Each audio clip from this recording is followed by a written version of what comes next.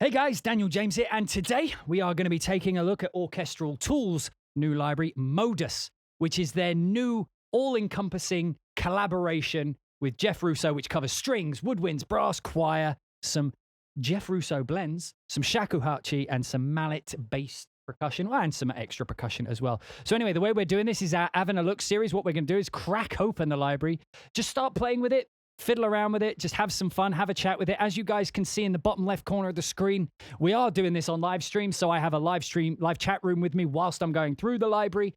I will be, posing questions to them, listening to advice, going with what they say. So if you'd like to, get involved in one of these videos, make sure to go to twitch.tv/hybrid2 so that you can join along with us the next time we do one of these. Anyways, so without further ado, let's just crack this thing open and get going. So chat room, how are you all doing today? You having fun? Right, so we'll just start at the top, the strings. So from what I understand about Jeff Russo, he's a TV composer, right? So we got the legato, let's do it. Okay, we're gonna do something a little funky here. We're gonna bring up the low strings, and I'm actually gonna do, so can we do sustain on this? What I'm gonna do is bring up the sustains wide, maybe?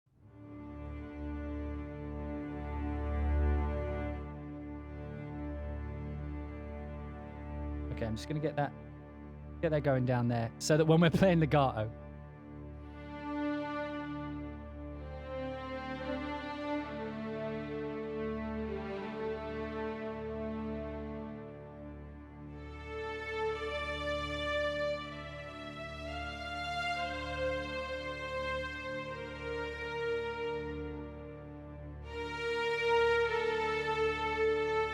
I just realized these are detache, not legato. So detache means that it will eventually end.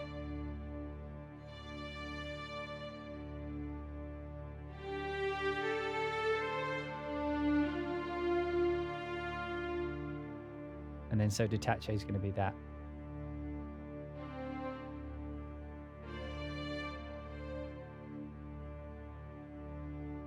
Oh, I thought I could click. Okay. Oh, I can. It just didn't change.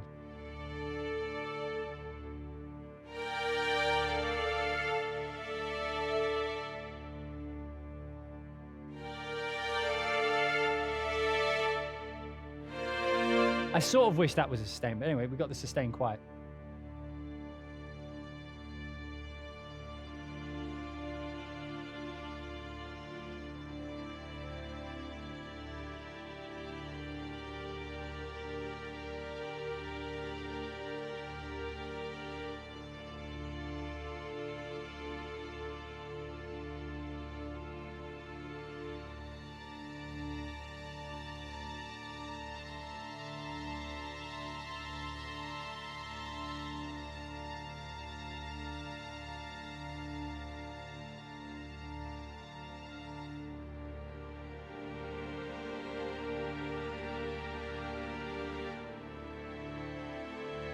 So I actually want more release on that. Right, so dynamic, is it envelope? The release sum, can I extend?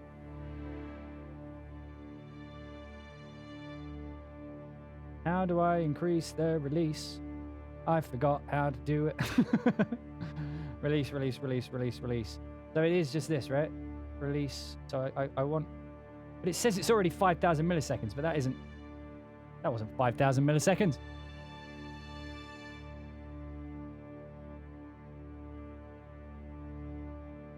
Anyway, so let's move on to the wide ones. So the wide ones I think are in octaves.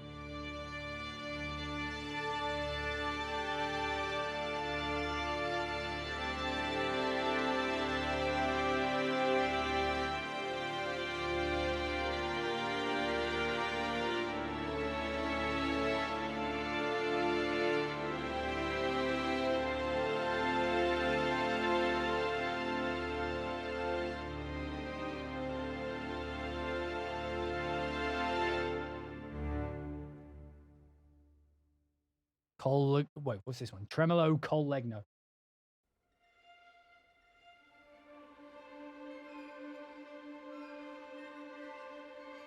Man, some of these are so quiet.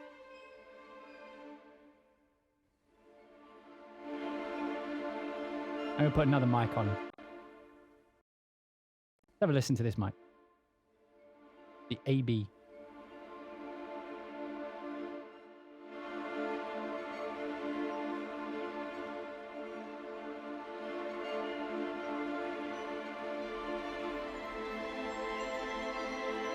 Oh, I like that crystal type sound.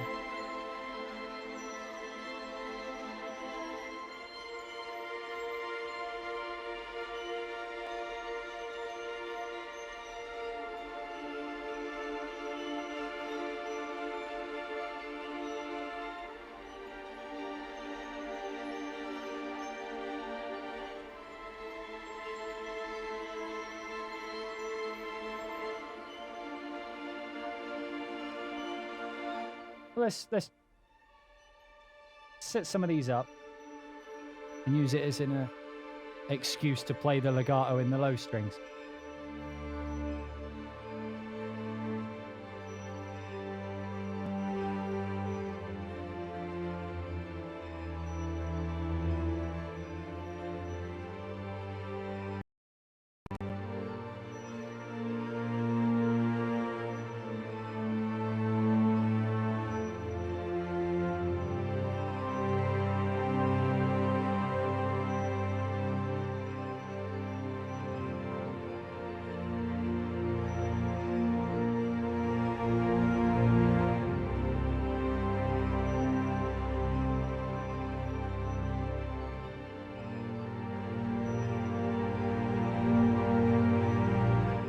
So one of the fun things is, you see, like, I wanted to go up here. I'm out of the range. Don't forget in Sine, we can just extend the range of shit. I love that so much. The low strings can become... But that's not even that bad sounding.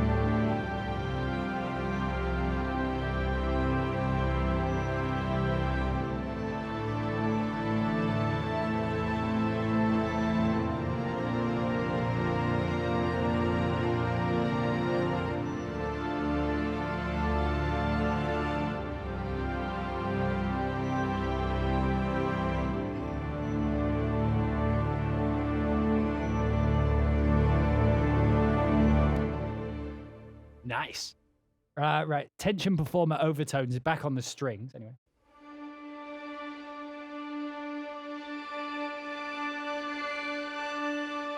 So I do like these. So the cool, I've used these already in my game project.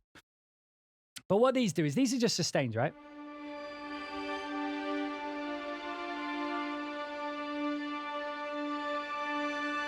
But as you raise it up, the overtones come in.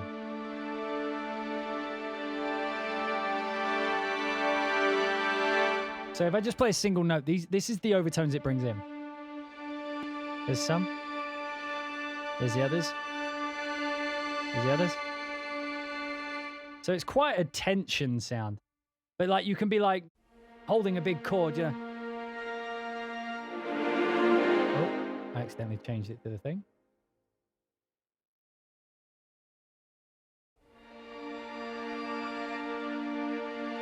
And then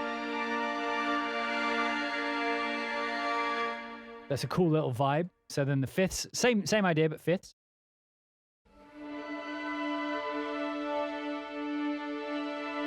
So if I put that there, in fact, let me do it with an F.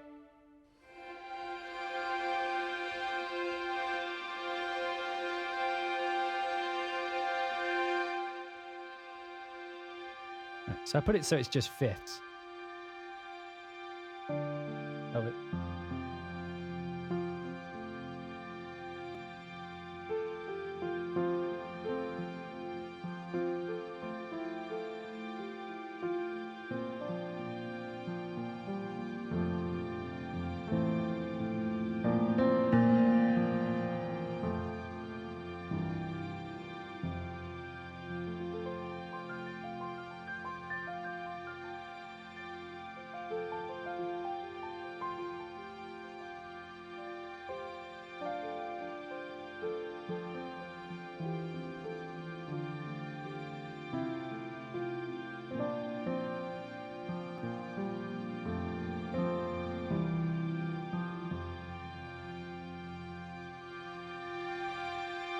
Anyway, that was the fifth. Then we have clusters. So these are more useful for horror. So just a single note.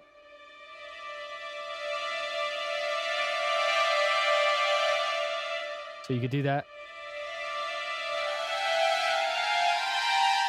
Actually, that wouldn't work. But like hold a tritone.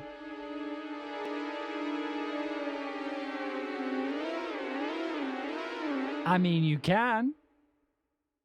There's a point. Some of these do have performance things, but none of them have so far. These ones down here have extra performance controls, but these ones don't. I just wanted to show you that. So there's the clusters. Then we have atonal.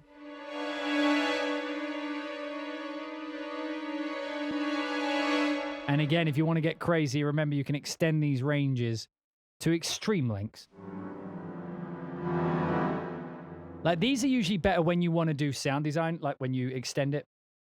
A bit shit sounding, but it'll work for that Resident Evil. Can you, when you go. That's some Resident Evil 1 shit. Mind you, the basement.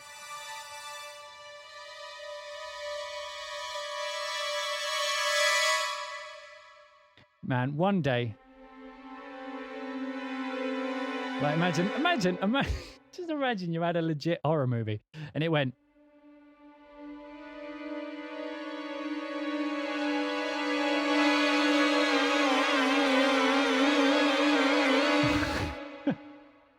Just like as a real creative choice, and the person was really into the idea, like, yeah, that'll.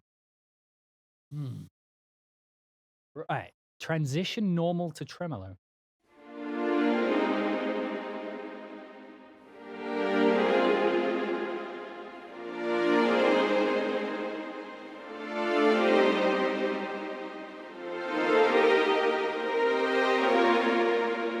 So these are.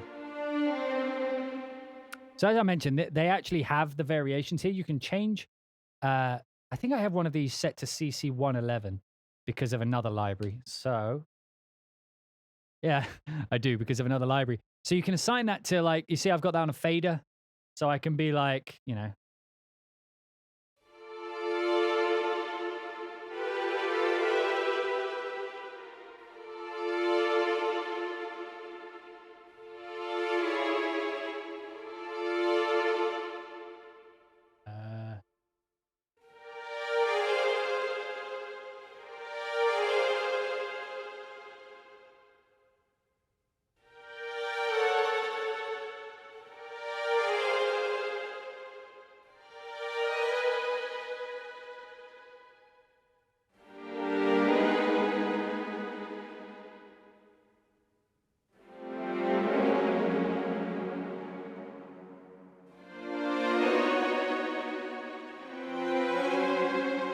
But yeah, being able to just change it. So like if you just want it as an effect.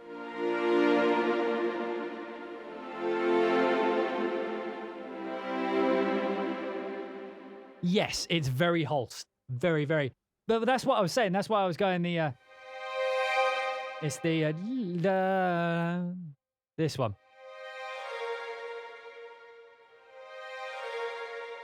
That's the Holst sound, isn't it? That minor... that minor second drop. Or at least that's what I hear.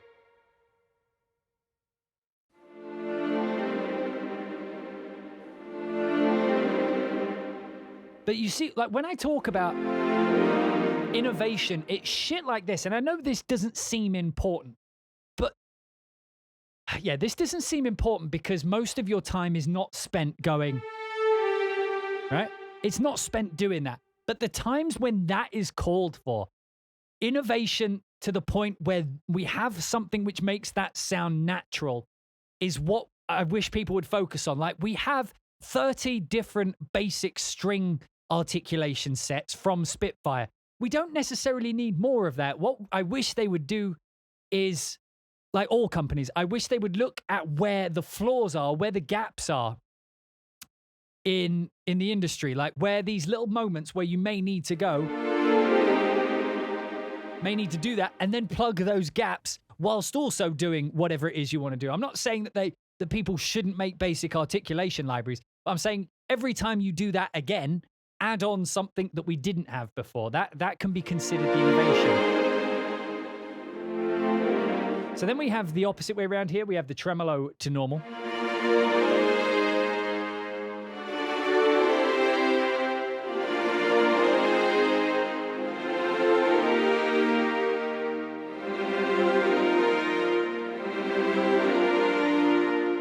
And then finally the trill version. But yeah, like I said, for these, most of the time I just use them as like pinhead. Like pinhead swells.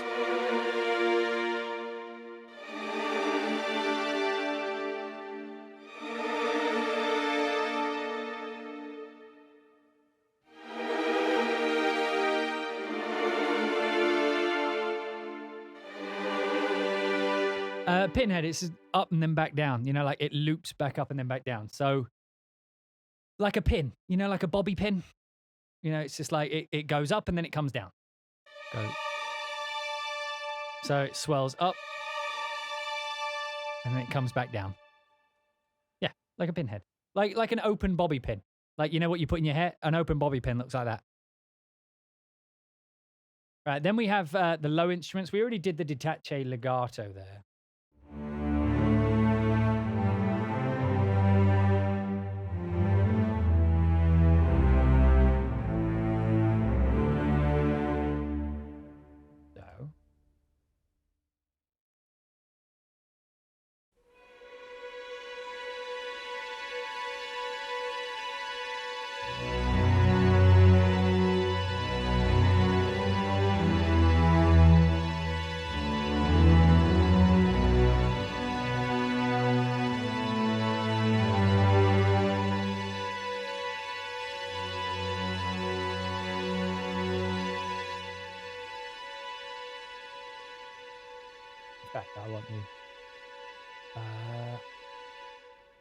I want these ones, don't I?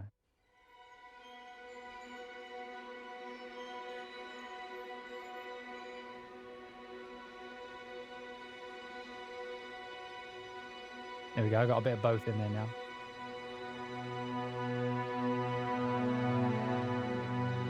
Okay, let's try doing like a TV scene.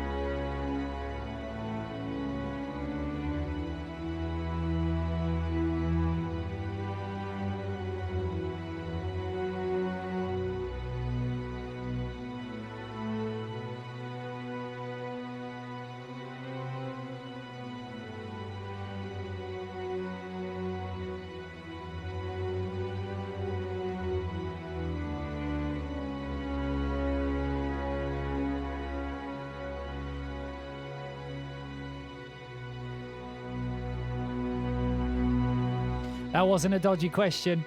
That was a chromatic lead. That was a chromatic lead. What are you talking about? Dodgy question. That's like going...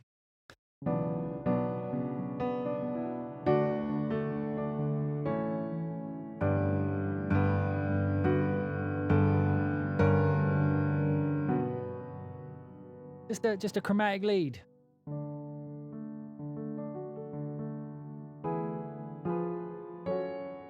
Like that.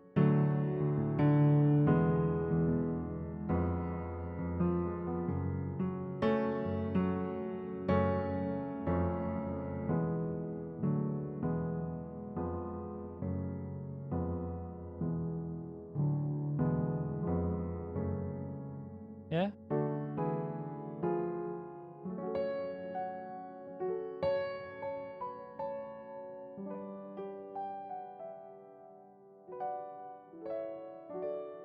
Right. Then we're on to the tension performance. So these are the same as the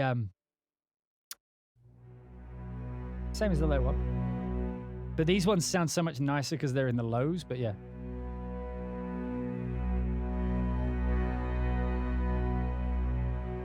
Like, I feel like there would be a good place for like some sort of Chernobyl. And then some filthy, like, scratchy cello that all like the edgy films these days are doing. You know what I mean? Like that edgy emo cello that everyone's doing. Like,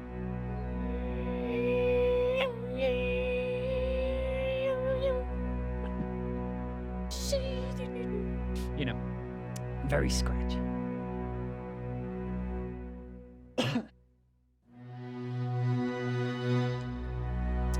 I'm not disparaging it, I'm just pointing out that everyone does it now. Oh, I love that. Like, that's just something that you can't replicate with samples, right?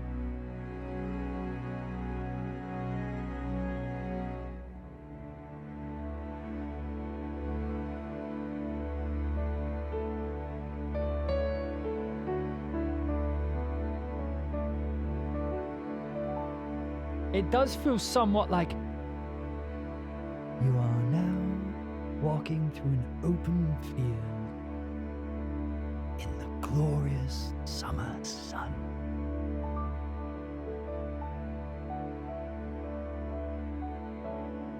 As you turn the corner, you find a pleasant meadow.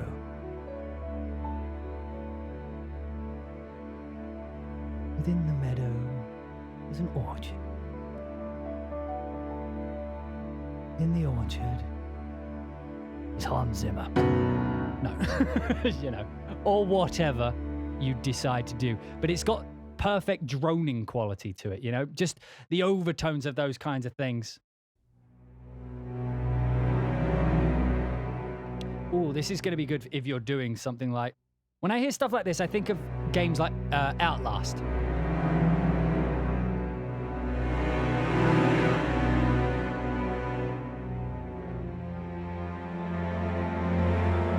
Which is a very specific thing to think about, but what was it, Samuel Lefem or something? I can't remember the guy's name, but the guy who did the music on Outlast, really, really well done, aleatoric, like cluster type music.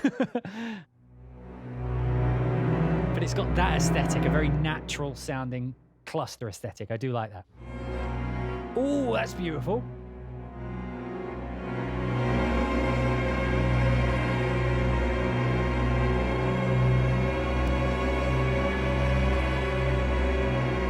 So for those asking, you can use the pitch wheel, you just have to be really subtle. Like I was doing this earlier to be facetious.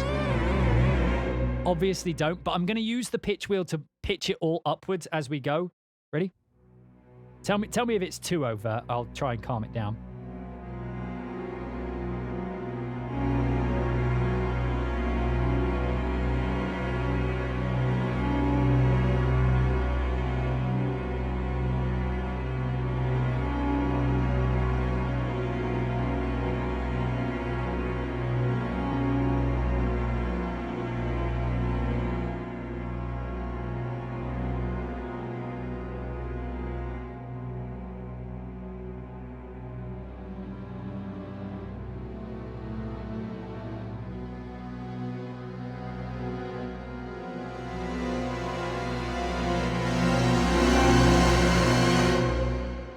Goes up pretty intense as well.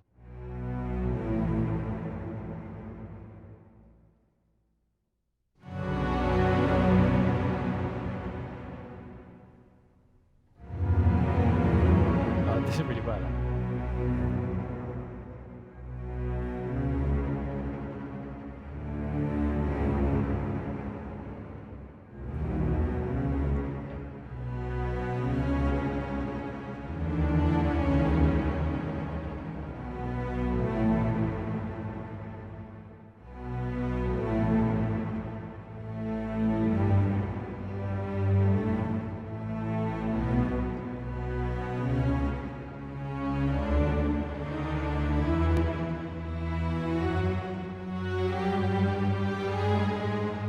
Sorry, I was just going dramatic there.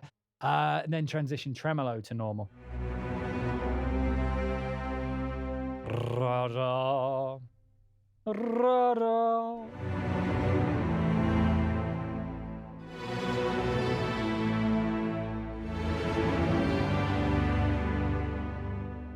Yeah, that's why most of these I'll probably keep like this. Oh yeah, don't go that high.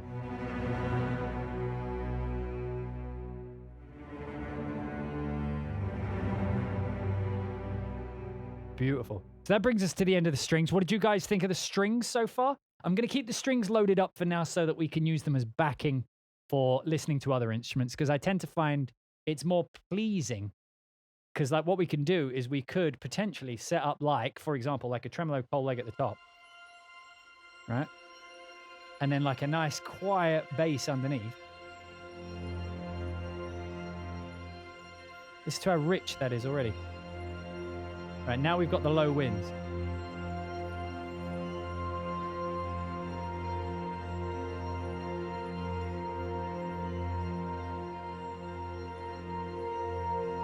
I'm going to put some extra microphone positions on for woodwinds because I think they just sound better with them on.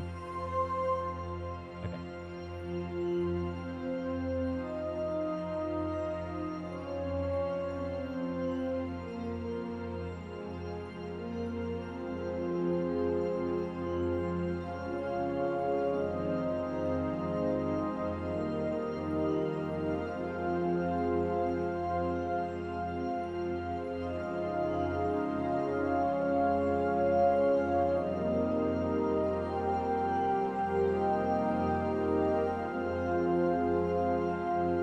When you play it like that, it sounds a bit too organ. It sounds nice though, nice tone.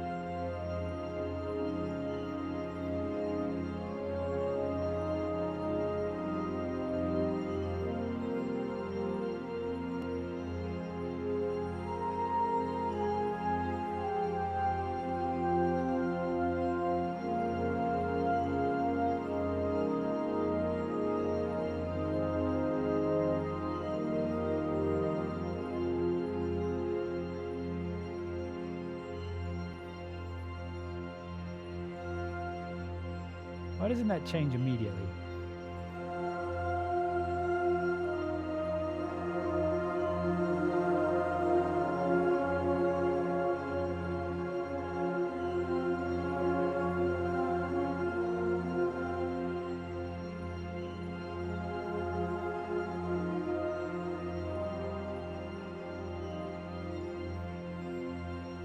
Jet whistle burst.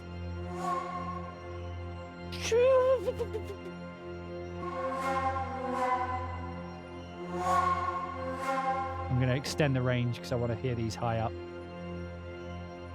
Oh yeah, we'll just speed it up. What does it sound like if we make it down into like a drone? Oh, that's mean.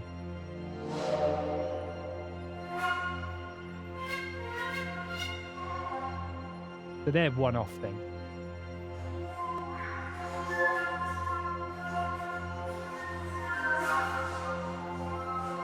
You could definitely use that.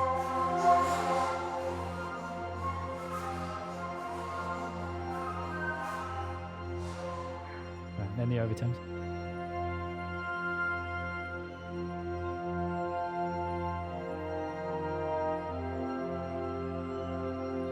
Ooh, that's crunchy.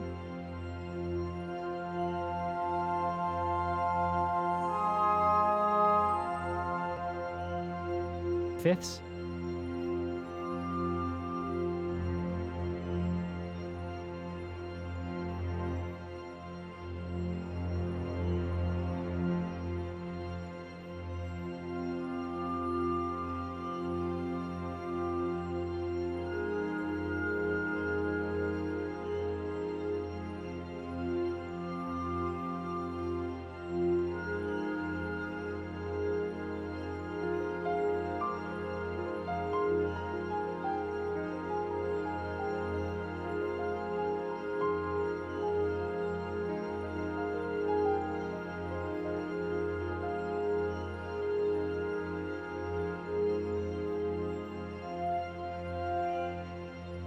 Clusters.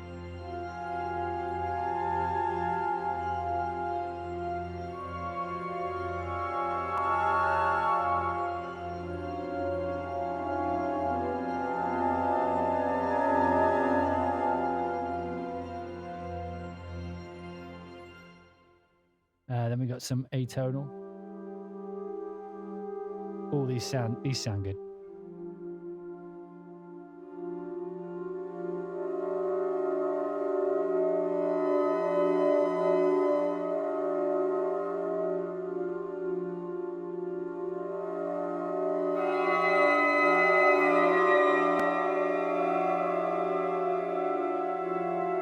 That's going to help fill out the horror scores.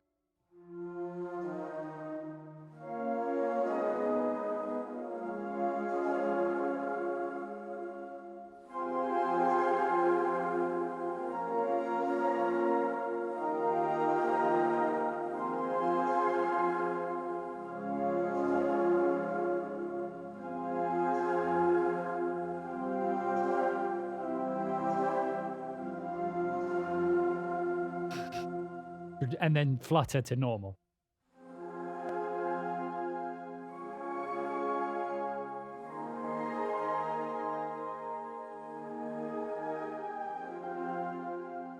Right. So let's replace that one with the clarinet ensemble. I do love clarinets. I don't know why. They have such a clean, beautiful sound. Right. Bring up some glassiness.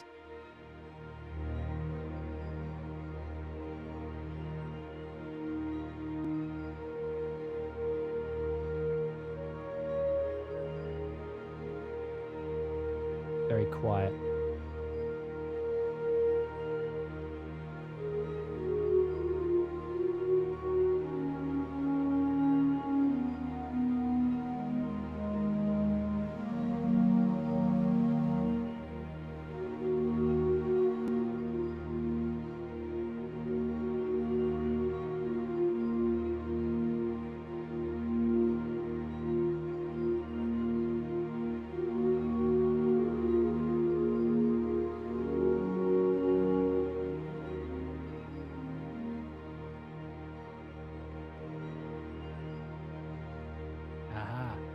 I was like, wait, I'm just extending the range of the clarinet ensemble because I can.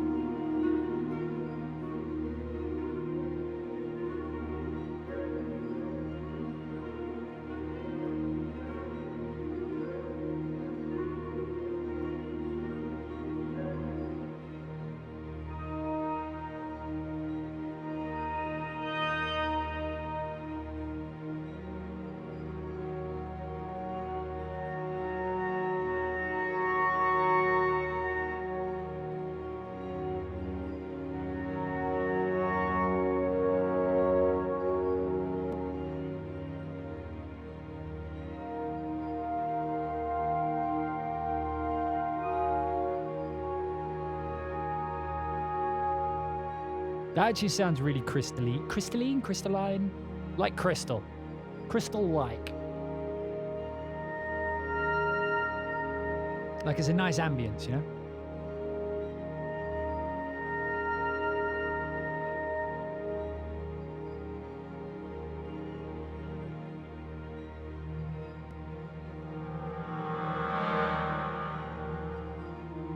What if your hero licked the window?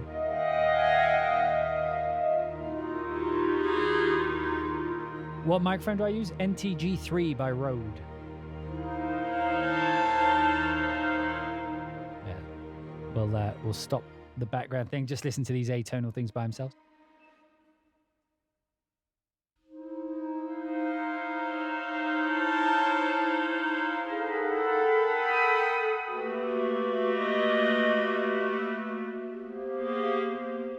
Nice sound. Then we got like the wind ones don't have as many, like obviously because there's not as many different ways you can play it, but the transitions only tend to have like the flutter usually.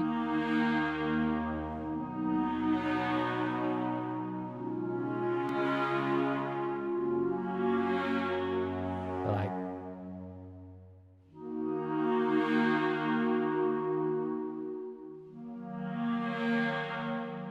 transition normal.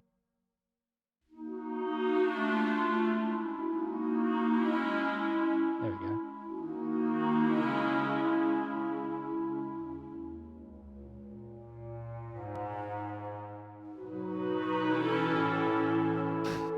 It's such an odd sound, isn't it? It's like because we're not used to it, really. But yeah, you're right. It sounds very halt. Right, then we have some bassoons. Bassoons tend to have like a nice upper register, which is bizarre for a what would you call it? A wind instrument. Not a wind instrument, a low instrument.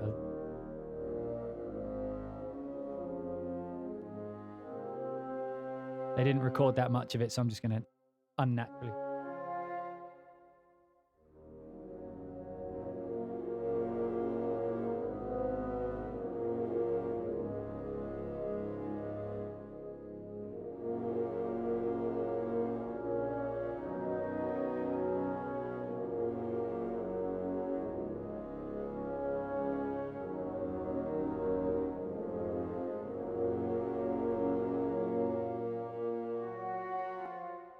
Bloodburst. Oh. I'm into that. Like, that's going to be good for but then you could layer it with brass to make it more full, couldn't you, really? Oh, here we go. Overtone.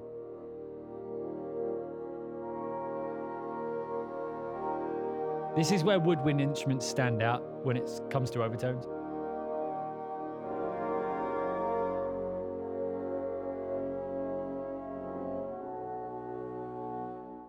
Oh man, the shadows you get out of live recorded stuff. Yeah, you'd get a lot. Anyway, fifths.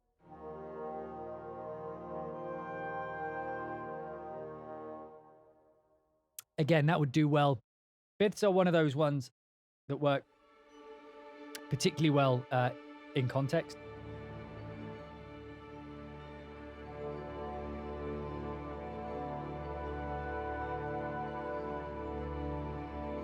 You know what I mean? Because I'm just holding an open fifth, like with what you're hearing right now, the thing that's just playing in the background is just open octaves and like maybe a fifth in there.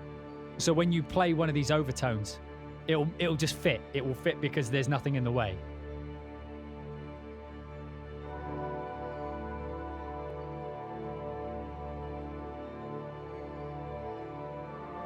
Like if I go to any other key, horror. But if you're on the key,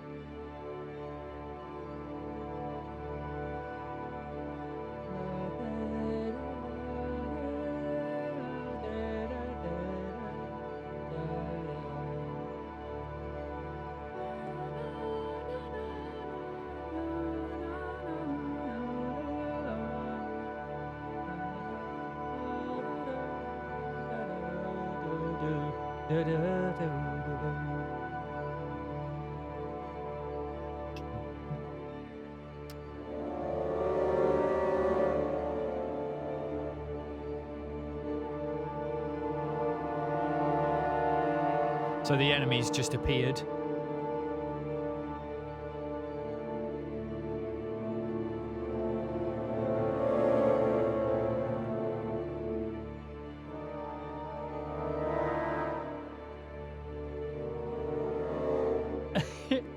I love this. The transition from normal to normal.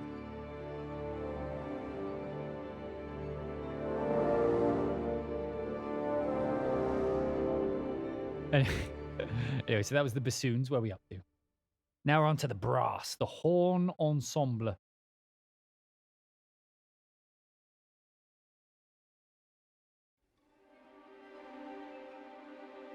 We'll create a little bit of tension on this one. Right, sustain's quiet.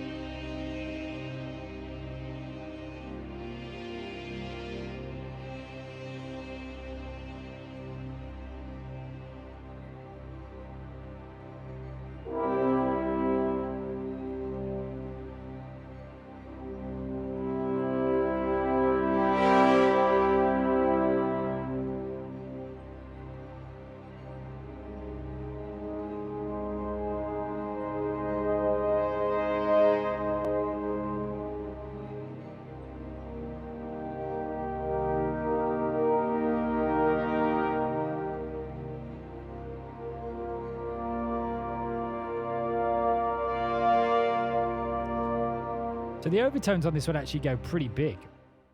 Like they, in terms of loudness, they just get really big. So I'm going to turn them down a bit here. Oh, wrong one.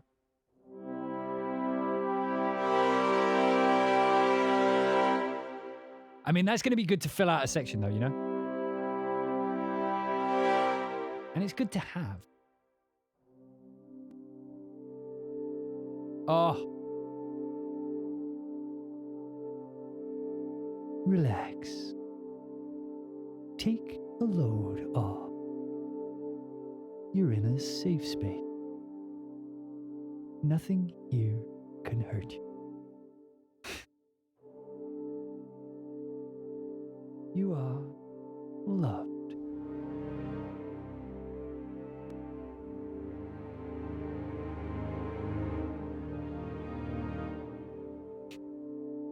What key is that?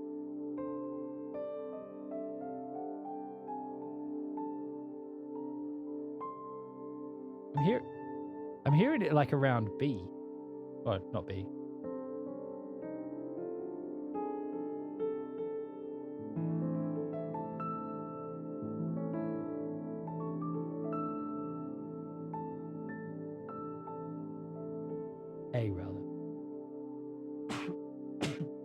Made me sneeze. I love that sound though. Very relaxing. Sounds like yoga. That's what yoga sounds like in brass.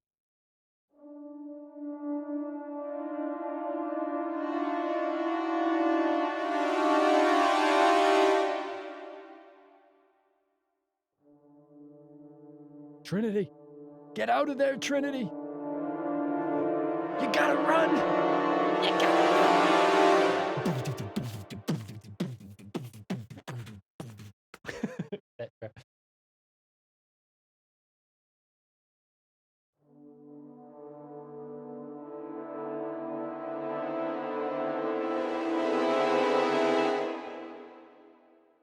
We've got some atonal stuff.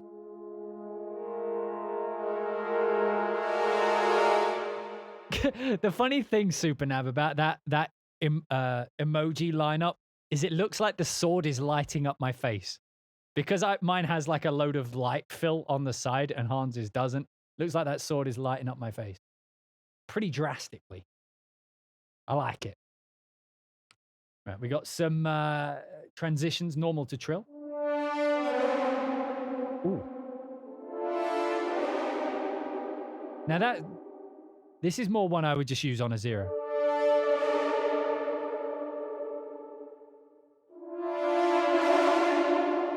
That's going to be good for like those moments. Like I was saying, like, Trinity, you've got to run. Or whatever, like, comparable clustery type thing you were playing. Then transition, then the trill to normal. That's really good way of getting out of a transition section. Because you get that tension and then the release, that'll actually, I believe that will translate. I've been added to the legendary group of shaded emotes. We got anyone who scores a lot of noir in here?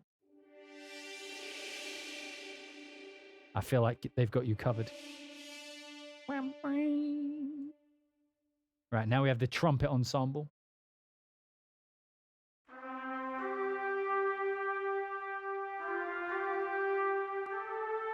Now, what would it be?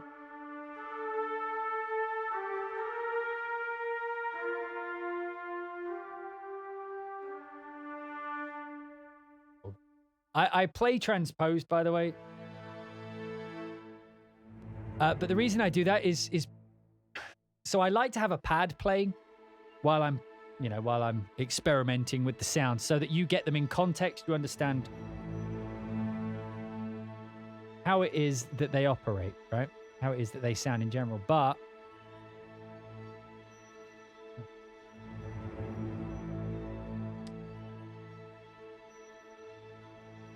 oh, it's because I'm playing super low.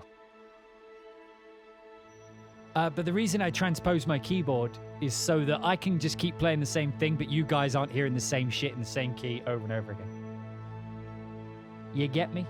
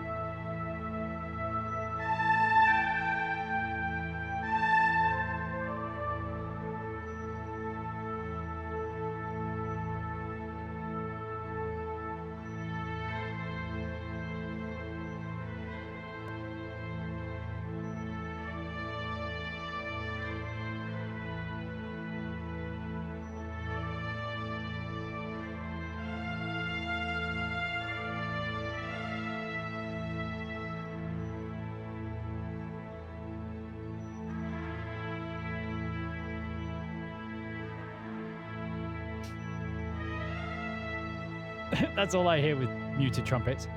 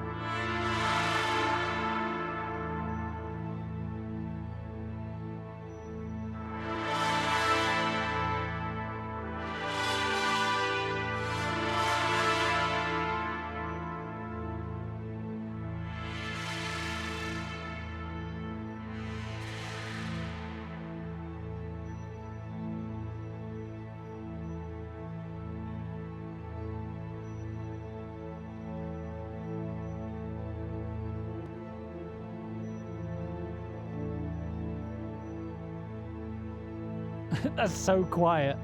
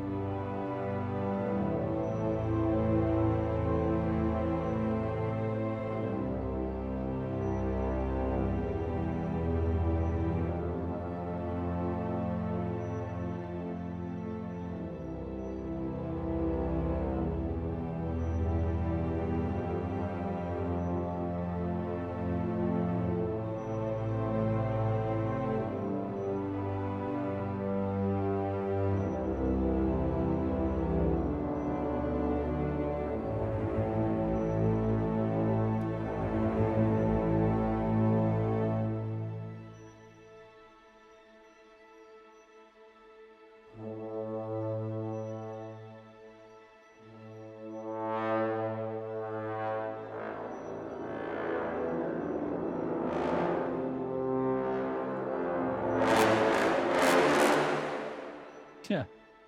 That's just fucking loud shit out of nowhere. More consistent volumes. We need it. We need it across. We need some sort of limiter. Especially if you're going to have them change that much.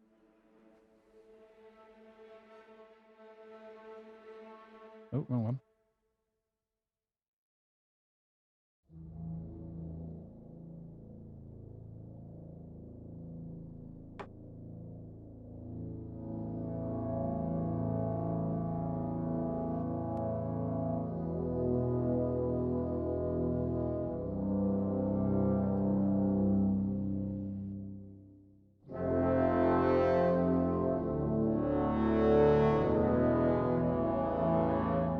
Yeah, that it's because they're doing overtones, they have to start low, don't they?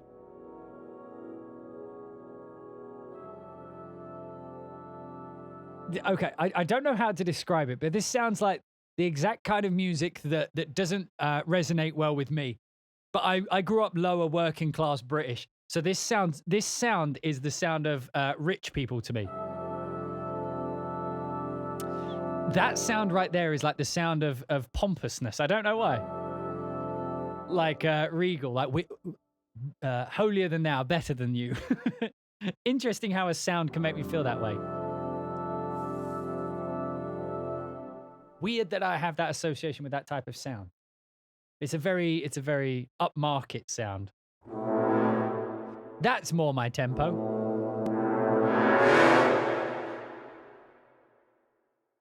Try these in with the AB mic on as well. It doesn't sound like an orchestra tune-up to me. Sounds more like... Sounds like a loving, like, romantic... I don't know how you describe it. Pompous, not quite my tempo. Transitions to flutter. Oh, there was a particularly wet bit on that. Oh. Oh, he gets particularly juicy down there, doesn't he?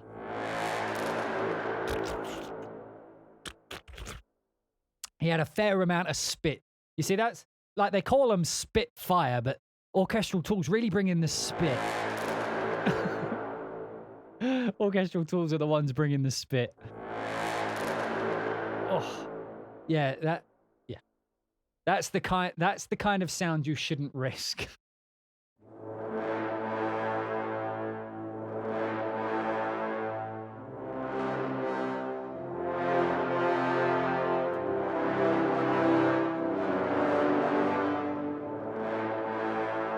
That brings us to the end of the brass. So what do you guys think of the brass section? We're on to the choir. I don't know why I said it that. We're on to the choir. No, we're on to the choir now. Right, let's try this again.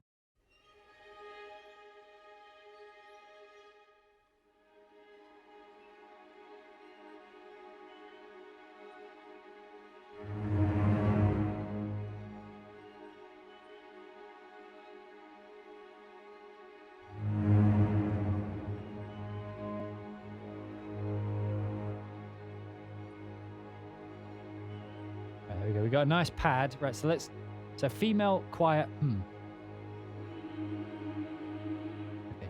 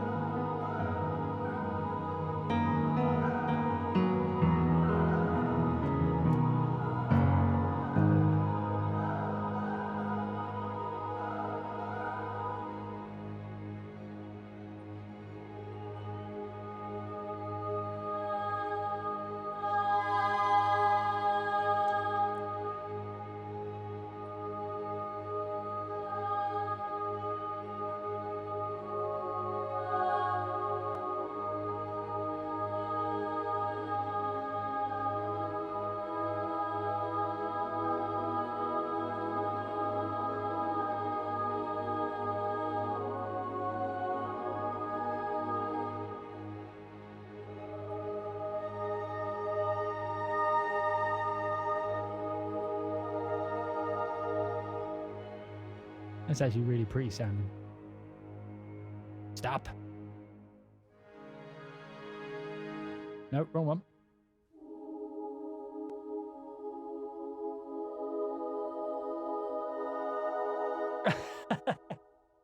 So it's instant Eric Whittaker.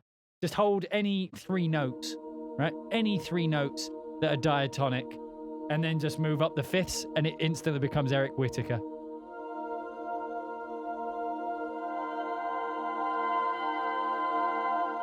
And then you change to another diatonic chord.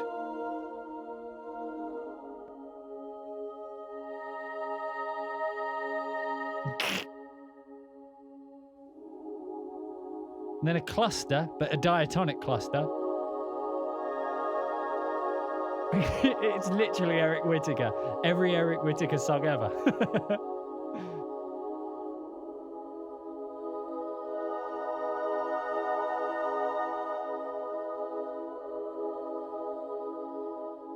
And then there's every Daniel James choir song ever.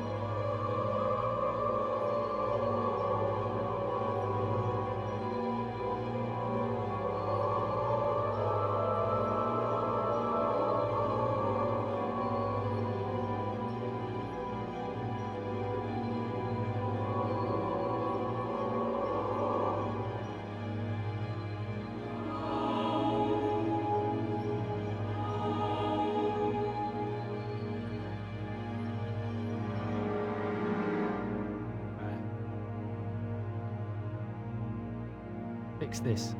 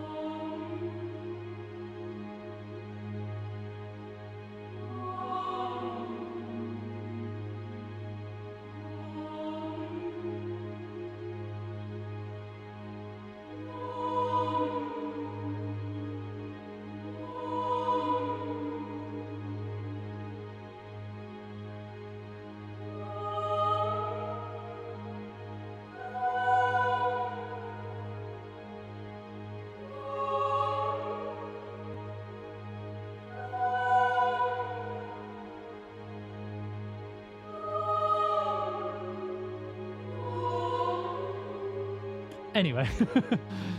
Right, so let's move on to the male choir.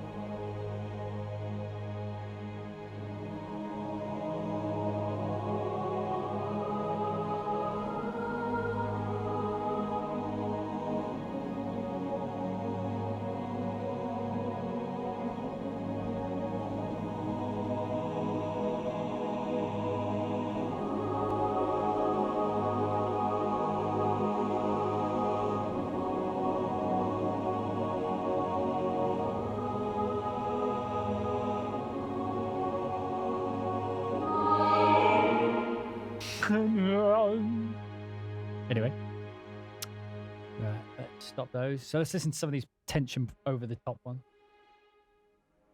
Sounds spiritual, yeah.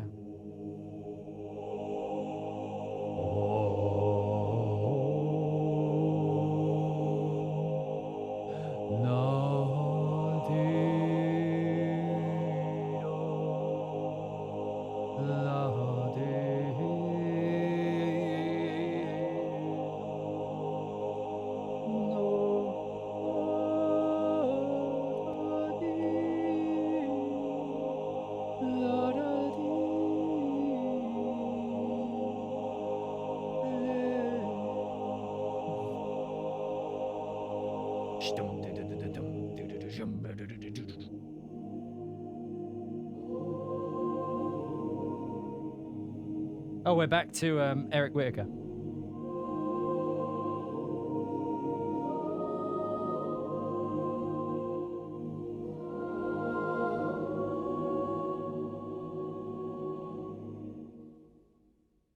Personally, I've never I'm not saying it's wrong in the library, but I've never been a fan of like those super majory cluster chord type things. Again, I always imagine it like the you know the scene in Back to the Future when he plays the guitar in front of a crowd that wasn't ready for it yet. That's how I feel about super complex harmonic music like Eric Whitacre or Jacob Collier. Is it Jacob Collier? Is that his name? Like those really, really over the top, dense harmonic, complex harmonic structures and stuff. I respect it from a musical standpoint, but it's like the average human ear isn't quite at that level of understanding to get an emotional response for that. I know a lot of musicians do, and I know a lot of normal people do as well. I'm not saying that it's impossible, but I'm saying it's harder for people, I feel, to get into because it's so complex, but it's much in the way that it happens in Back to the Future, where it's more that the ear isn't quite ready for it yet. It needs a few more steps. It needs a few more contextual steps along the way so that it makes sense to you before you enjoy it. But no, it's not bad music. It's just my ear isn't particularly attuned to that type of harmonic work. You see, again, more my tempo. I play around in the dark, the dingy, the sound design, the the downtrodden and the broken. That's the world in which I play.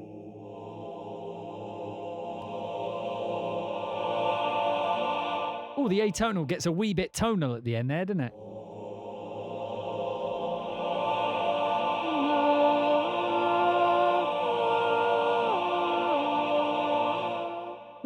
I mean, that was the upper harmony, right? If I do it.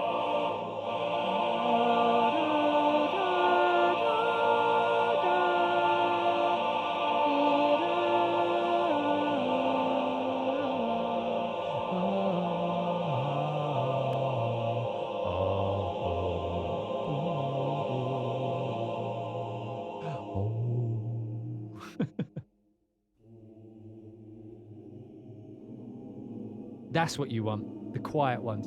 I'm so glad they separated them out. It's jazz harmonies and nothing fancy, at least 50 years old. I disagree. I don't hear Jacob Collier and Eric Whitacre as jazz. They may come from the jazz background. That's what I'm saying. It's like most normal people, not most normal people, that's the wrong way to say it.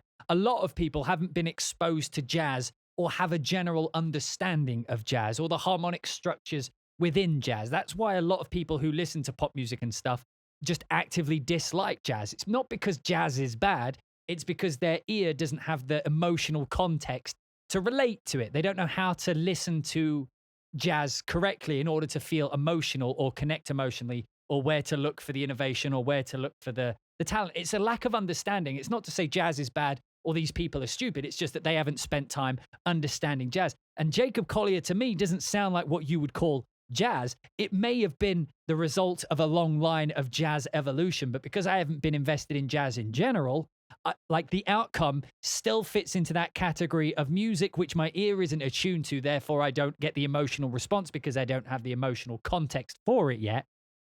It falls into that category. So yes, it may have come from jazz and it may be very regular. It may be normal for people who enjoy jazz.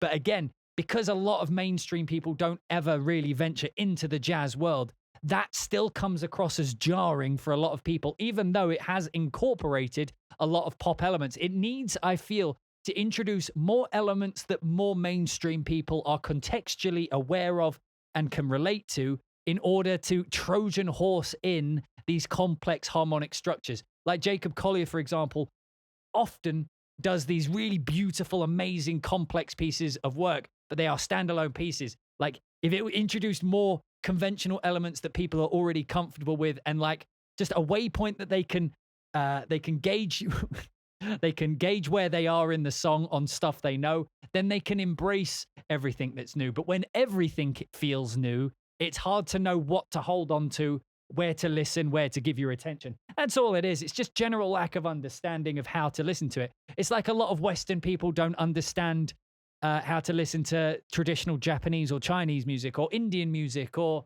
even Indian music now, like is grating on Western ears. It's not because it's bad. It's because we don't have the contextual relevance, the emotional contextual relevance to understand it from a musical standpoint. It doesn't go into the language center of our brain. We don't understand what it's trying to say because we don't understand it. Same thing with those types of music. It's just because we don't understand them, because we don't have that understanding of the steps it takes required to contextually understand it from an emotional standpoint.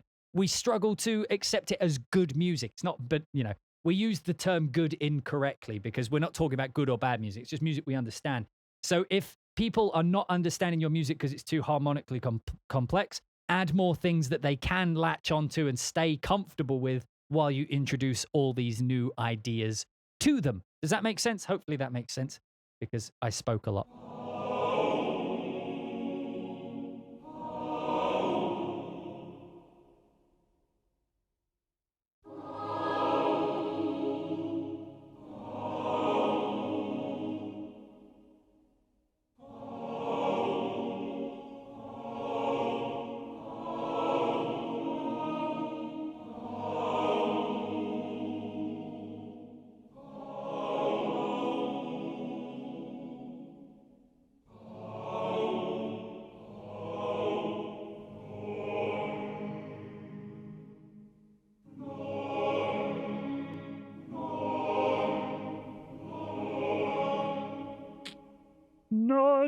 So that was the male choir. Actually, oh, now we're on to the Klingon choir.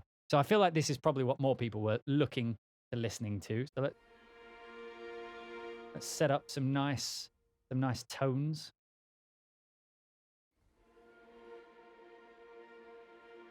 Let's get a pad going. All right, Klingon choir. How does this one work?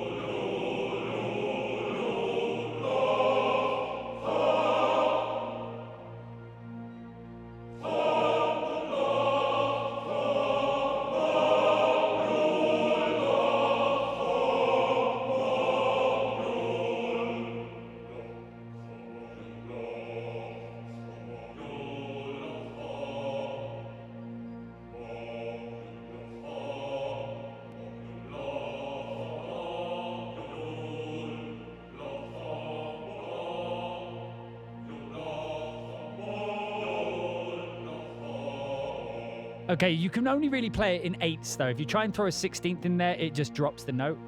So here we go. Bum, bum, bum. Dum, da, dum.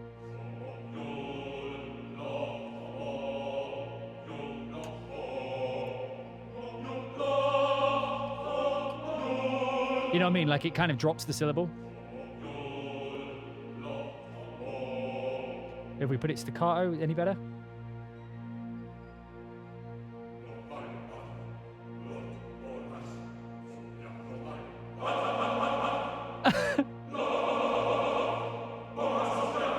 Okay, don't do that then. Okay, so it does the thing where it triggers the syllable based off legato. But if you hold a note, right?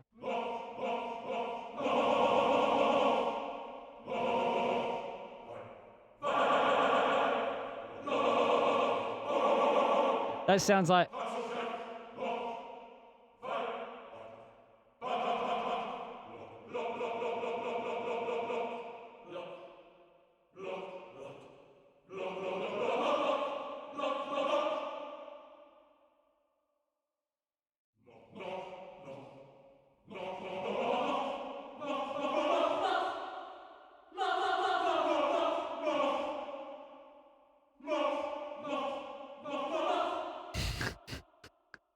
So don't do that.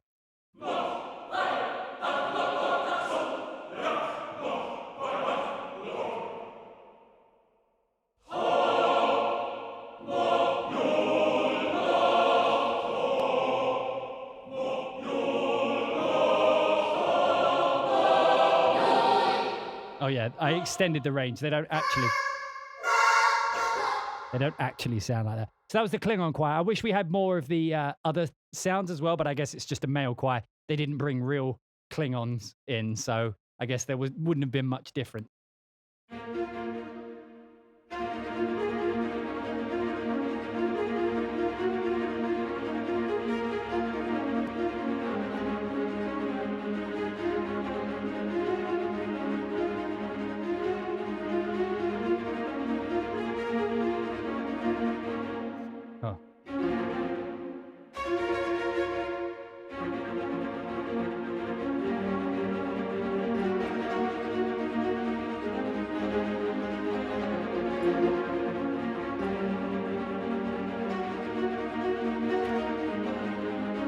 Everyone knows that one.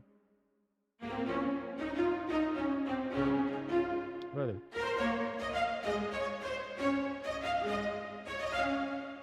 That worked quite nice. So this is basically just doubling the piano with a viola, so you could be like.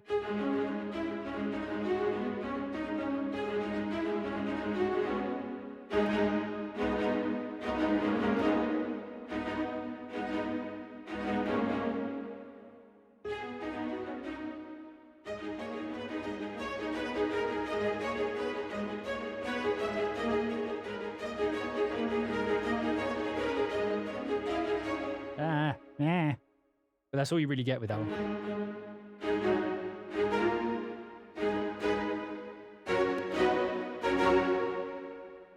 And then we've got alto flutes and violas. This sounds like it's going to be more my tempo. Yeah, this is more of this. So let's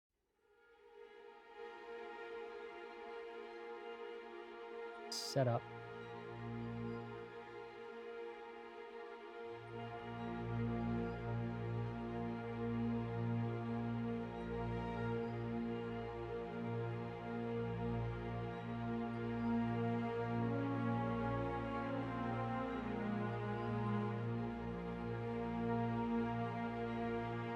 Just gonna bring the range down a little bit.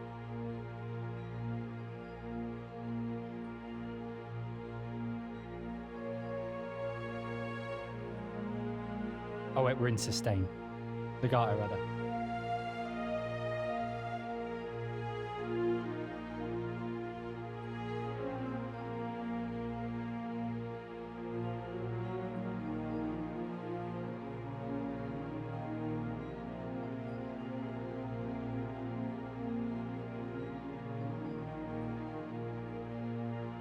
Now that's actually going lower than it should be, but you have the option to do this, so I feel no qualms in showing it to you this way.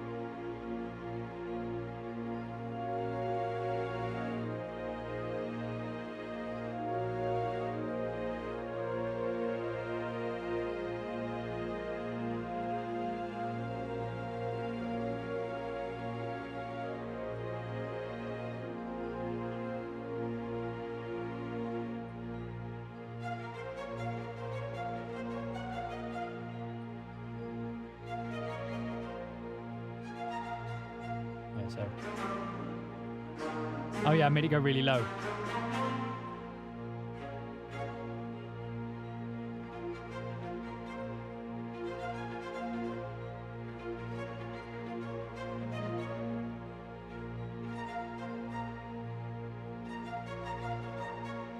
Yeah, so I guess you just...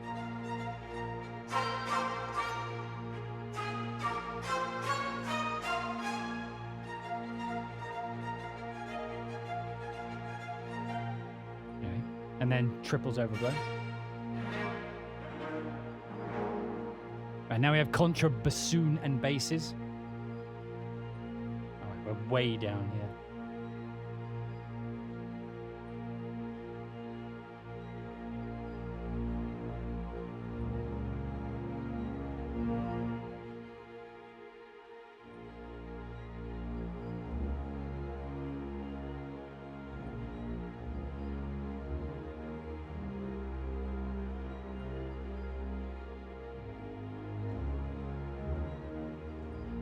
That's so fucking sinister.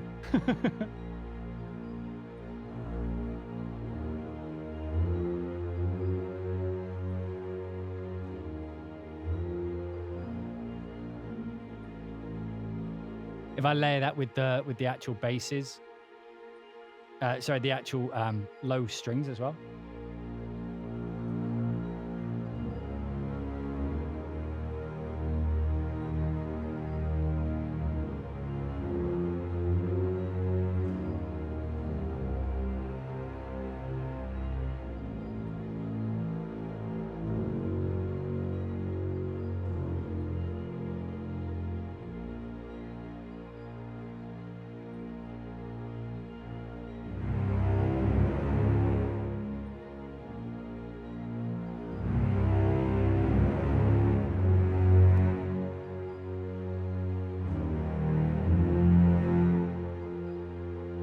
It's annoying because they're like, if I go any higher than this,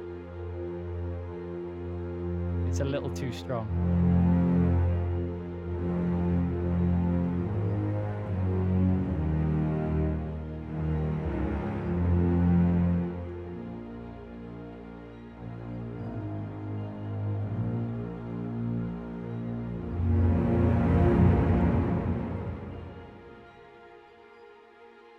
The stains.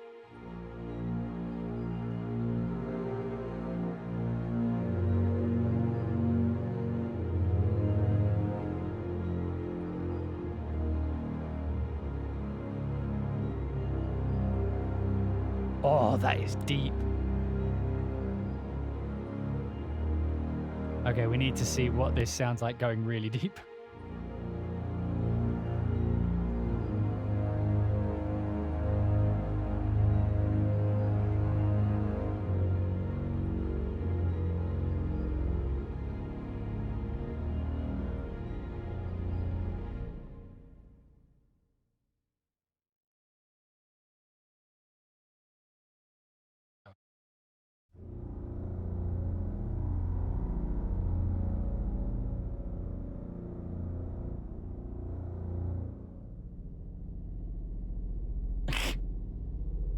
That's literally how low you can make it go.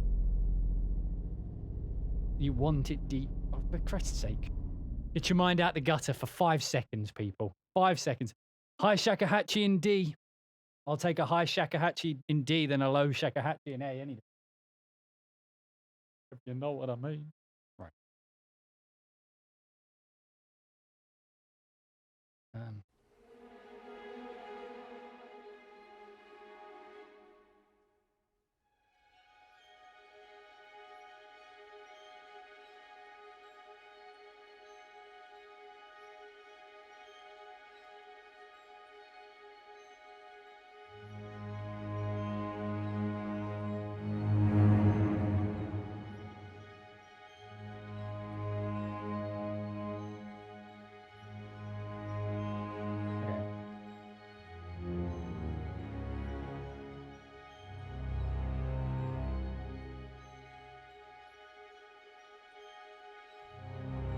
Yeah, we'll do it. We'll do it in C.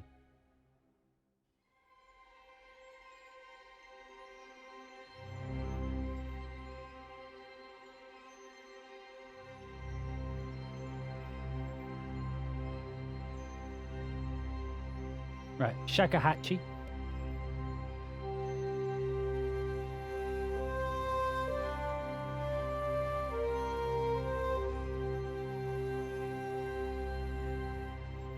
I definitely want more mics on this.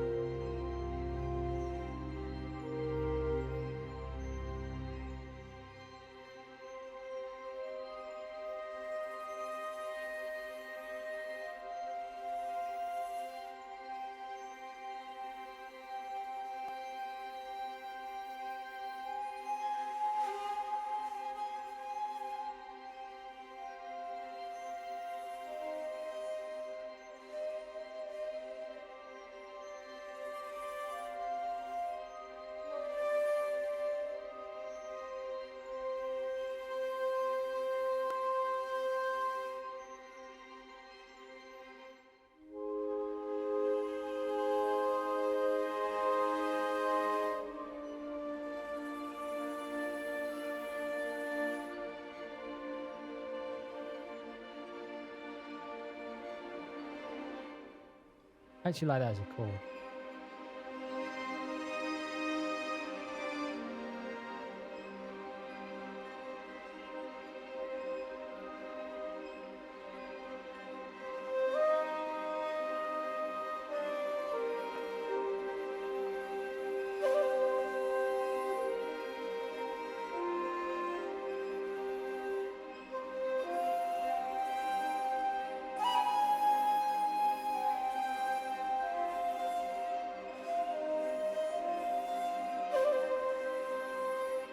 You can get really, like, the thing I like about key switches is like when they allow you to actually sound like what a live player would do. Just those brap, those kinds of, not brap, but like those types of sounds in general tend to translate well to emotion. Right. We're just going to have a low.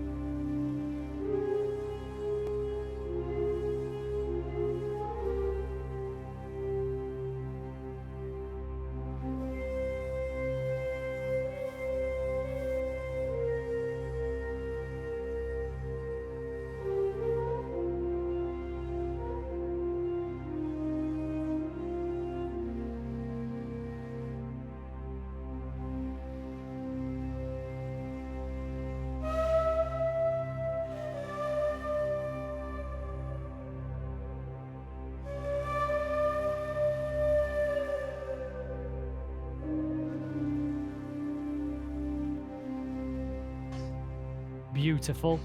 And that brings us neatly onto the mallets and percussion. So how are we feeling about the Russo blends, the choir, and the shakuhachi? You guys still with me? I told you this would be a long one.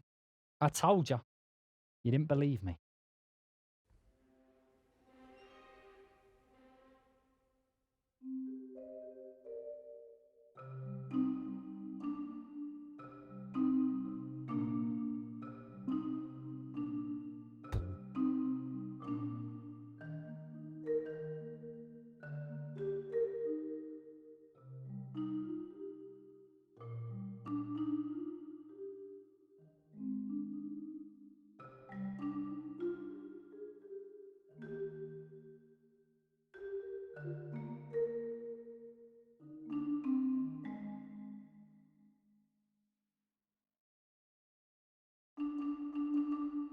Right, extra. And a little bit of close.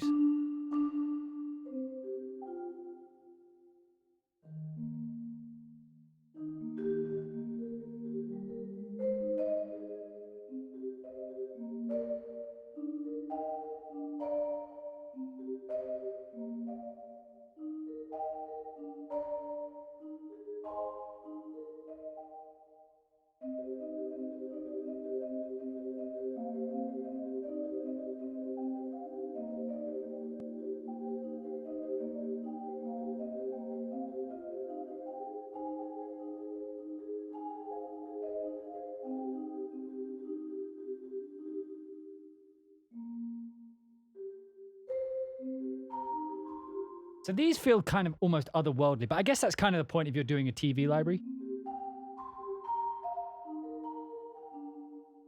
You know what I mean? Like they sound clean.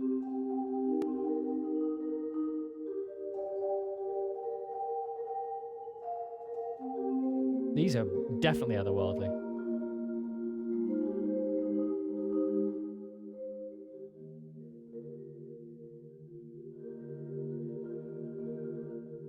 Tension performance overtone.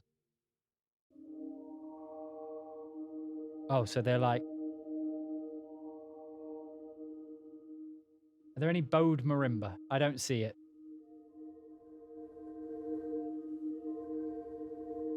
Trying to get fucking fifths and overtones out of the marimbas. Perfect. Okay. Right, moving on. Vibraphone. Now, I like vibraphone, and it's actually not one that you get that much.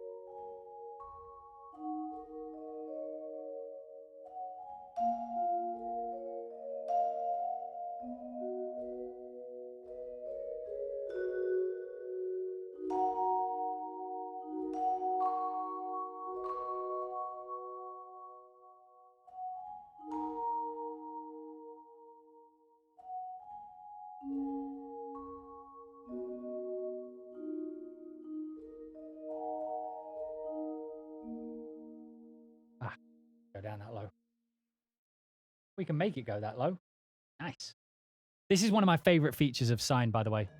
Being able to extend the range without having to do any manipulating, having to dig into anything.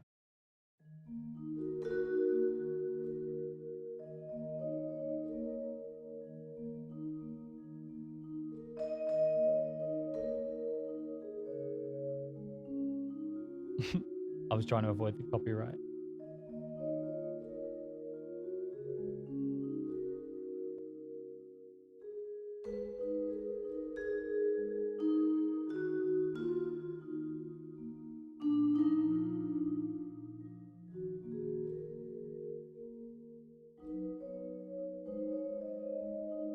Who knows that song, by the way?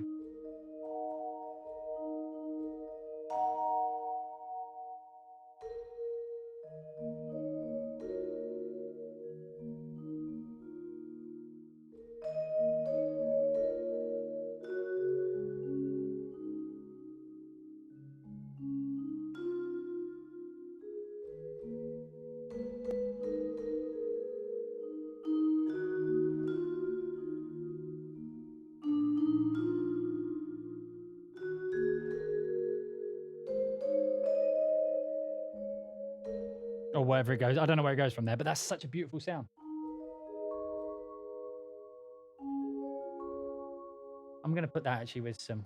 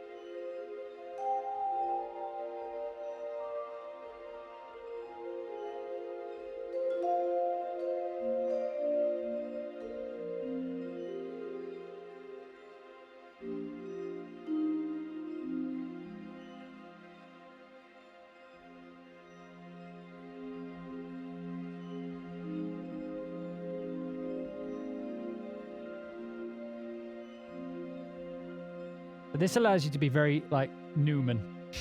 Newman-esque.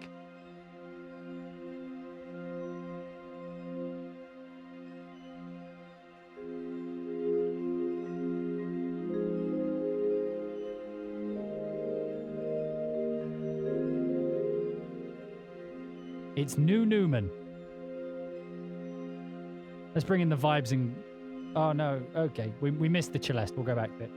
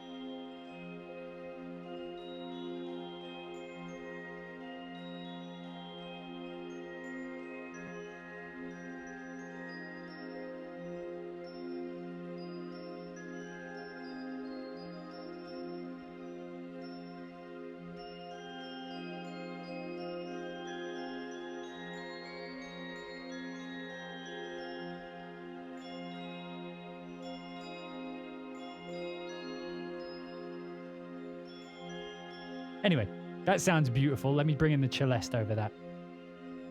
I'm just loving these because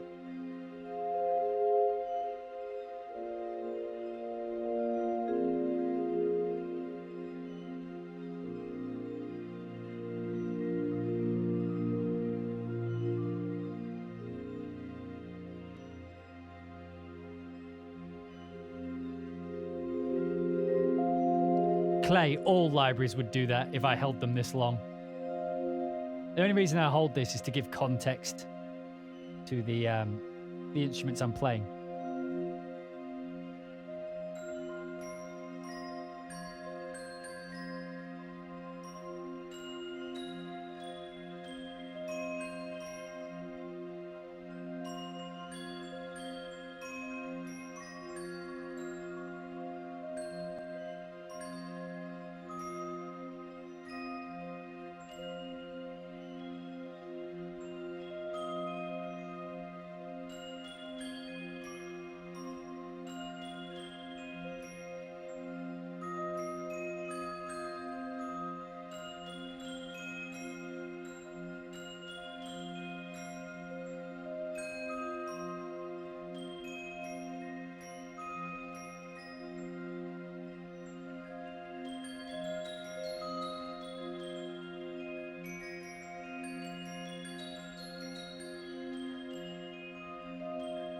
Sounds beautiful tonally, doesn't it? How, like, I can't play this, so like, don't expect me to play it correctly, but I want to. What is still playing? Yeah.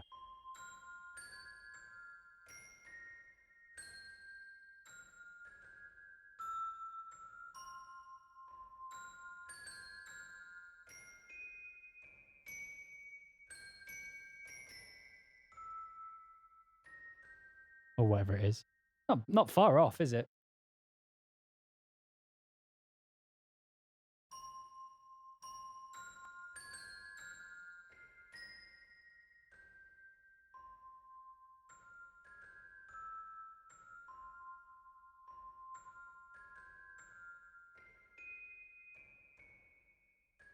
Is it? Or whatever it is. I don't know what it is, but it's there somewhere.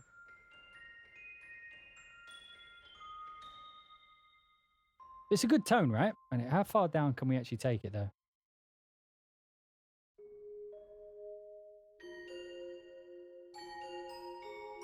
It's all right. The Twitch DMCA can take it down, but I can definitely argue that because I'm showing it to you for an educational reason.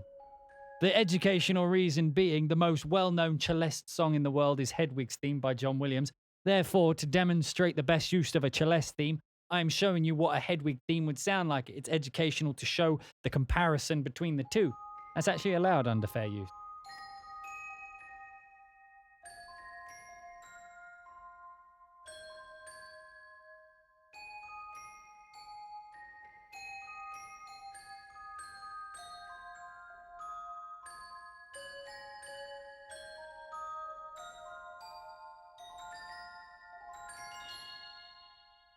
Celeste, and then we last but not least have cymbal effects, which we'll just listen to a few in isolation, being as though cymbals are cymbals. At least I think so. So that's going to be the single hit. So we just have the two hits there. Swells.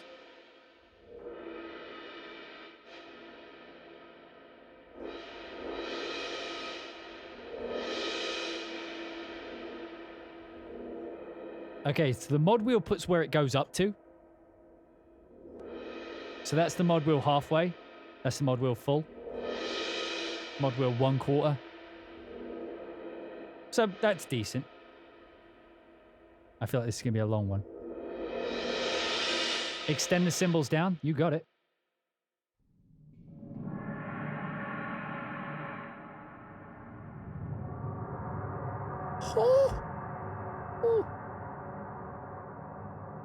What's my opinion on the DMCA? We'll talk about that after the thing, but remember to bring it up. That actually sounds pretty badass. I wonder if that's what the atmosphere is.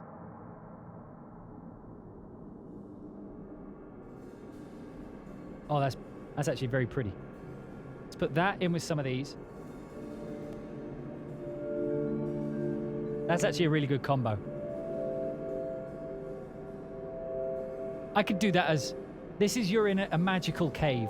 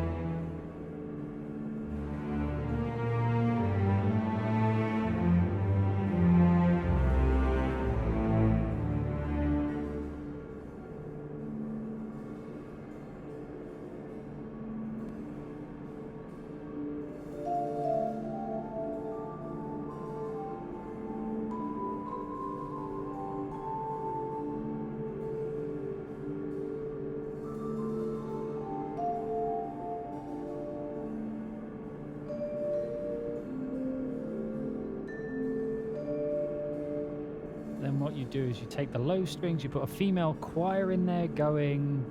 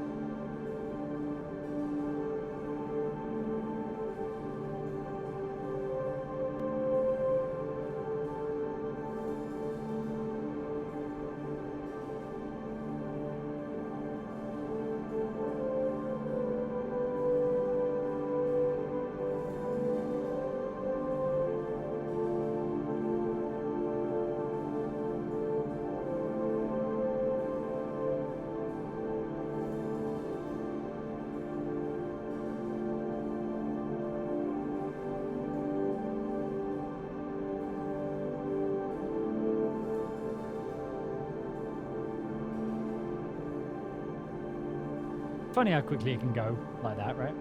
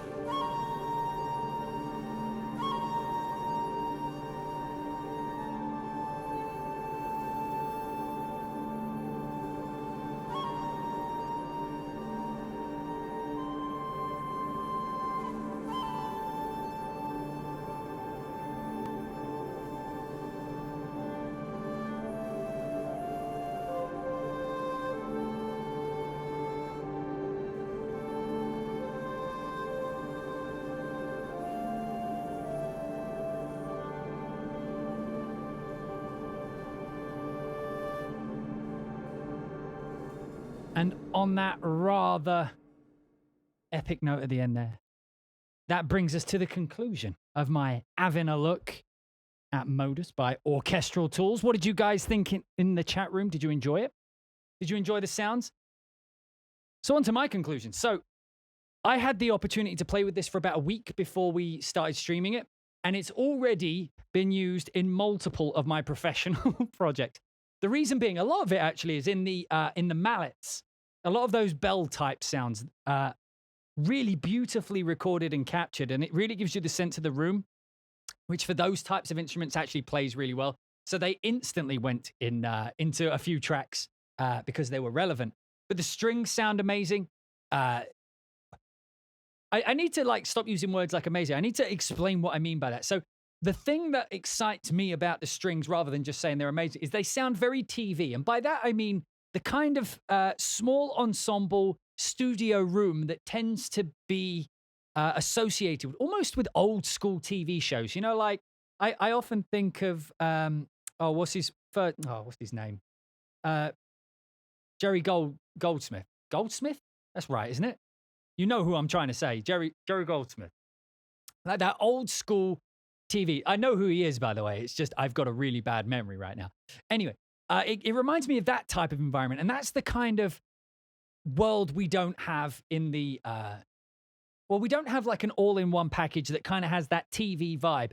And I don't think it's a bad vibe. It has its own feeling to it. You know what I mean? It has a very nostalgic feeling to it. But as you heard, lots of it is very contemporary as well. Like the French horns and stuff fit very well into these kind of ambient pad-like mixes, which you end up doing a lot when you're doing underscore and things like that. Shakuhachi was a nice mix. It's the kind of thing that just blends in there. Does have like the shakuhachi does tend to lean people towards like that East Asian kind of aesthetic. Like it will lead them there and they'll feel that.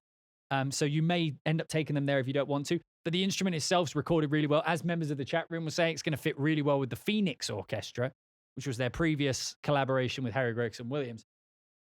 Choir sounds great. The Klingon Choir, I wish it had a few more articulations, but I really, really, really love that every single patch has, or I think every single patch, the majority of the patches, let's go with that, or at least a significant or an important amount of them, have a quiet version, which means that the highest dynamic on the mod wheel for that patch is still going to be like an MP, you know what I mean? Or at least an M. At most an M. And so the joy of that is very often in samples, because they have to record the entire dynamic range and they only have 127 ticks with which to go through them because of a limitation of MIDI 1.0, which is changing in MIDI 2.0. When you would want to play quiet, you would only be able to play with, I mean, if you can see my nano control here, quiet would be about this much give, about that much give on the fader. So there's not enough resolution for you to get quiet all the time. And sometimes you'll be doing a quiet scene, then all of a sudden like a higher dynamic comes in because the crossover point isn't quite there.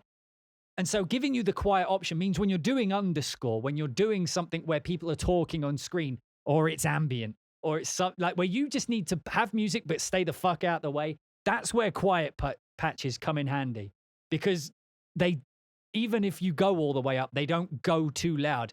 And it's not so much of a volume problem, it's more of a dynamic in the room problem, because when they play harder, when they play louder, it's literally changing the way the air acts in the room and makes it sound tonally different.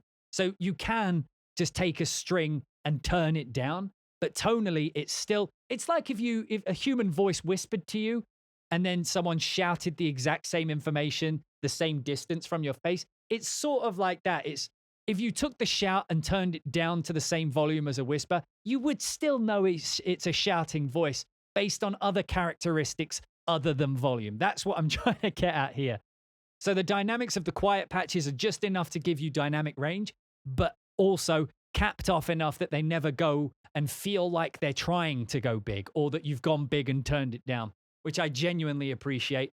I do like all the pinhead type transitions, where you can go, dum, as people were saying in the chat room, very, very planets, isn't it? It's very Holst planets in that way. And that's what I was talking about. I mentioned it during the video, but it's things like this that I think companies need to do in order to keep innovating. Is some companies now, have multiple string libraries that do the basic articulations. We have the basic articulations covered. What I want to see is more of this, the pre-recorded combinations like Strezov did with their Afflatus, or like this is doing with the Russo combinations. I want more of this, or more of the bends, more innovation in that regard. So even if you feel like you want, as a developer, want to record all the articulations again, the sustains, the tremolos, which are fine, just make sure you're adding things that don't already exist or don't exist well, because that makes a product worth buying when there is already 40 all string, all orchestra libraries out there. And it's only going to get worse because you see the quality level of sample libraries in our sample, it goes quite slow. So we end up with very slow innovation, meaning that over time, we're going to have more and more libraries that are very, very similar. So things like these little elements, like the little combinations, the little transitions, having quiet things, these are things that make it stand out from competition in similar price ranges and gives you another reason to buy it. And as a composer, even if libraries have crossover, it makes it worth purchasing, because then your capabilities, the techniques with which you can convincingly bring to your music are improved. They're greater. You have more options. You have more things that you can do. Therefore, you have a higher production value potential. And that is what these libraries are, because anybody can compose music. You can compose music on paper if you want to. These products are there solely to increase production value. So the more of them you own, the more techniques, the more things that other people don't have, that adds to your production value over theirs. If your music needs to go dun, dun, dun, like Holst, you have that option with this. If you need to do those quiet things, you have the option here. If you want to do the pinheads, you've got the things. Beautiful mallets, it's got everything. And that's what I'm saying. It's like nowadays, it's more about how you can be unique and stand out, because the basics have been covered to death. And short of a technological revolution, they're not going to change. The basic articulations aren't going to change. So most people are already covered. So I appreciate more libraries like this coming out, like this, like Phoenix.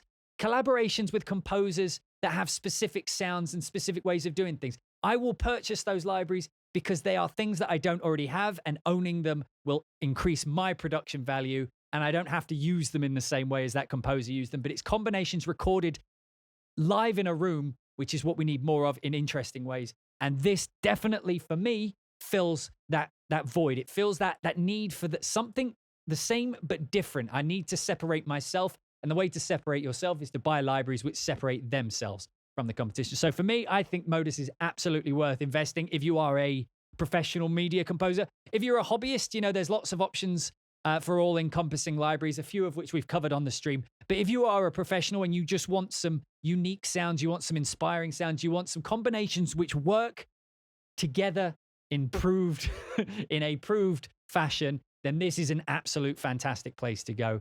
I do appreciate Orchestral Tools sending this copy to me for review. And for those of you who are unaware, they did also provide 3 copies for my Hybrid Wave Season 2 composing competitions, which will be running from now until, what would that be, 16 weeks from now? No, it'll be 20 weeks from now, because we're going for 10 tracks where we're going to make an album. So we have 3 copies of MODUS to give away, kindly provided by Orchestral Tools. We also have 1 copy of Phoenix Orchestra to give away, so make sure you're in for that. But all of those worth saying, because people will always say that my opinion is shifted by these things. If you disagreed with anything, I've showed everything and my reaction to it live, regardless of whether or not they sent them the copy to me for free for review. Does not change my opinion, because that's why I don't edit. You can see and make up your mind for yourself. I love it. I have already used it in professional products. So congratulations, Orchestral Tools. I think this one is a fantastic library. So I thank you guys for watching this today. If you're watching this on YouTube, this will be where the video ends. If you're watching on live stream, do stick around. We've got more to do today. But if you're watching this on YouTube, thank you so much for watching. Make sure to subscribe, hit the bell notification, whatever future technology YouTube adds to get notified when someone goes live. Make sure to do that if you find the content interesting. If you want to be involved in one of these Twitch streams so that you can chat down here live like these folks, make sure to go to twitch.tv/hybrid2. Subscribe there. Follow me on Twitter, all that nonsense. But anyway, if you're watching on YouTube, thank you for watching, and we will see you in the next one.